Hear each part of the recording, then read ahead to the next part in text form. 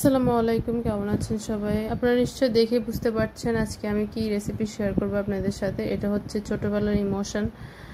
তো এখানে আমি 3 রকমের কটকটি রেসিপি শেয়ার করব। একটা হচ্ছে বাদামের, একটা হচ্ছে তিলের, আর একটা হচ্ছে নরমালি আমরা যেটা বাসায় বানিয়ে থাকি সেটা। আসলে যারা 80 দশকে কিংবা 90 দশকের ছেলে মেয়ে তারা বেশি চিনবে। তো আমরা তো এই জিনিসগুলোর সাথে খুবই পরিচিত, সব সময় থেকে দেখে আসতেছি। এখন নিজেরা যখন বানানো শিখে গেছি তখন সবসময় এগুলো বানিয়ে খাওয়া হয়। তো ভাবলাম আপনাদের সাথেও শেয়ার করি রেসিপিটা। এখানে প্রথমে আমি একটা প্যানে নিয়েছি হাফ কাপের মতো তিল। চুলার আঁচ মিডিয়াম টু লোতে রেখে আমি তিলগুলোকে একটু ভেজে তুলে নিব। এরপরে সেম প্যানে আমি দিয়ে দিব হাফ কাপ চিনি। এখানে অবশ্যই গোটা দানা চিনি নিতে হবে। এরপরে দিয়ে দিব সামান্য পরিমাণ পানি। একদম লোতে রেখে ক্যারামেলটা হতে হতে আমরা এখানে যে ট্রেতে সেট করব সেটা একটু আগে থেকে প্রিপেয়ার করে নিতে হবে। আমি এখানে সামান্য পরিমাণ খাবার তেল দিয়ে একটু হাত দিয়ে স্প্রেড করে দিয়েছি। এর মধ্যে ক্যারামেলের একটা সাইড একটু লাল হয়ে এসেছে। যখন একটা সাইড লাল হয়ে আসবে তখন চুলার আঁচ আরও লো করে দিতে হবে। এর মধ্যে আমি দিয়ে দিব সামান্য পরিমাণ বাটারটা দিলে একটা সুন্দর স্মেল এড হবে, আর ক্যারামেলটাও তাড়াতাড়ি জমে যাবে না।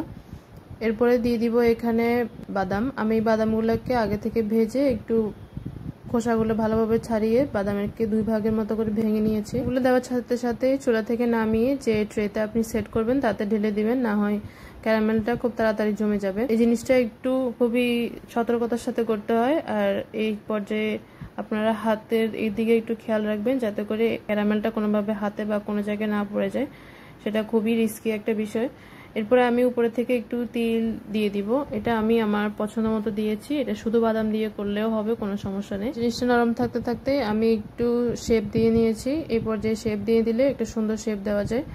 এরপরে তিলেরটা করে নিব। তার জন্য আমি আবারও হাফ কাপের মতো চিনি দিয়ে নিয়েছি। এরপরে পরিমাণ মতো পানি দিয়ে আবারও চুলার আঁচ মিডিয়াম টু লোতে রেখে ক্যারামেলটা রেডি করে নিব।